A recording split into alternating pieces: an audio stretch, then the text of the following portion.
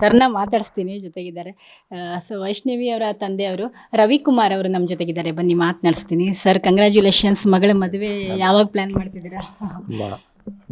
ಆದಷ್ಟು ಬೇಗ ಮದುವೆ ಪ್ಲ್ಯಾನ್ ಮಾಡ್ತಾಯಿದ್ದೀವಿ. ಖಂಡಿತ ಎಲ್ರಿಗೂ ತಿಳಿಸ್ಬಿಟ್ಟೇ ಮಾಡೋದು, ಯಾವುದು ಮುಚ್ಚುಮರೆ ಇಲ್ಲ.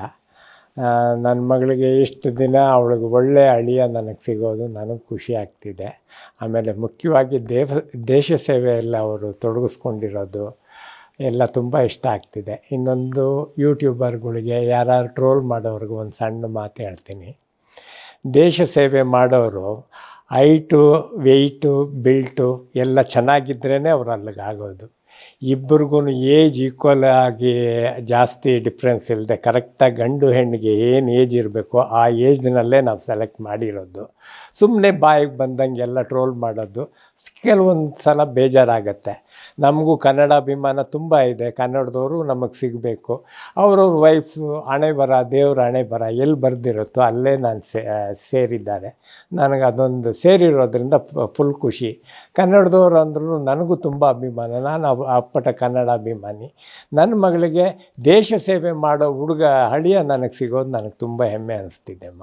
ಓಕೆ, ನಿಮ್ಮ ಮಗಳು ಬರೀ ನಿಮ್ಮನೆ ಮಗಳಷ್ಟೇ ಅಲ್ಲ, ಕರ್ನಾಟಕದ ಮನೆ ಮಗಳು. ಯಾಕಂದರೆ ಸೀರಿಯಲಲ್ಲಿ ಆ್ಯಕ್ಟ್ ಮಾಡೋ ಹೆಣ್ಮಕ್ಳು ನಮ್ಮನೆ ಮಗಳು ಅನ್ನೋ ಥರ ಪ್ರೀತಿಸ್ತಾರೆ. ಅಷ್ಟು ಹೆಮ್ಮೆ ಪಡಬೇಕು ನೀವು. ಸೀತಾ ಅನ್ನೋ ಕ್ಯಾರೆಕ್ಟರ್ ಅಷ್ಟು ಮನೆ ಮಾತಾಗಿದೆ ಅಲ್ಲ.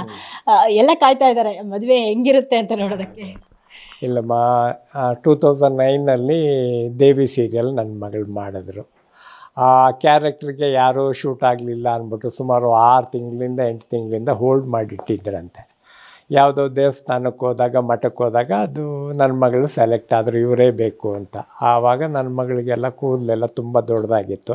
ಆ ಕ್ಯಾರೆಕ್ಟ್ರಿಗೆ ತಕ್ಕಂತೆಯೇ ಅದು ಸೆಲೆಕ್ಟ್ ಆಗಿದ್ದು. ಆವಾಗಿಂದನೂ ನನ್ನ ಮಗಳಿಗೆ ಇದುವರೆಗೂ ಒಳ್ಳೊಳ್ಳೆ ಕ್ಯಾರೆಕ್ಟ್ರು ಸಿಕ್ಕಿದೆ, ಒಳ್ಳೆ ಅಭಿಮಾನಿಗಳು ಸಿಕ್ಕಿದ್ದಾರೆ. ಎಲ್ಲರ ಅಭಿಮಾನಿಗಳ ಆಶೀರ್ವಾದ ನನ್ನ ಮಗಳು ಪಡೆದಿದ್ದಾಳೆ. ಅದು ನನಗೆ ತುಂಬ ಖುಷಿ ಆಗ್ತಿದೆ ಅಮ್ಮ. ನಾನು ಯಾವ ಜನ್ಮದ ಪುಣ್ಯನೋ ಏನೋ ನನ್ನ ಮಗಳಾಗಿ ಅವಳು ಹುಟ್ಟಿದ್ದಕ್ಕೆ ನಾನು ಹೆಮ್ಮೆ ಪಡ್ತೀನಿ.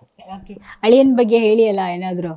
ಅಳಿಯ ಬಂದು ತುಂಬ ಒಳ್ಳೆಯ ಮನುಷ್ಯ. ಅವರು ಮಿಶ್ರ ಫ್ಯಾಮಿಲಿ, ಹೆಚ್ಚು ಕಡಿಮೆ ಬ್ರಾಹ್ಮಿಣ್ ಇವರು. ನನ್ನ ಮಗಳು ಬಂದು ನಾನ್ ವೆಜ್ ತಿನ್ನಲ್ಲ, ವೆಜ್ಜೇ. ನೋಡಿ, ದೇವರು ಎಲ್ಲಿಂದ ಎಲ್ಲಿಗೆ ಲಿಂಕ್ ಕೊಡ್ತಾನೆ ಅಂತ ಇದೊಂದು ಸಣ್ಣ ಉದಾಹರಣೆ. ಅವರಿಬ್ಬರಿಗೂ ಇವಾಗ ಇಬ್ಬರು ವೆಜ್ನವರು. ನಾನು ನಮ್ಮ ಮಿಸ್ಸಸ್ ಮಾತ್ರನೇ ನಾನ್ ವೆಜ್ ತಿನ್ನೋದು. ನನ್ನ ಮಗಳು ವೆಜ್ ಇರೋದ್ರಿಂದ ದೇವರು ಋಣಾನುಬಂಧನ ಏನೋ ಅವರಿಬ್ಬರನ್ನ ಒಂದು ಮಾಡಿದ್ದಾರೆ ಅಂದ್ಕೊಂಡಿದ್ದೀನಿ.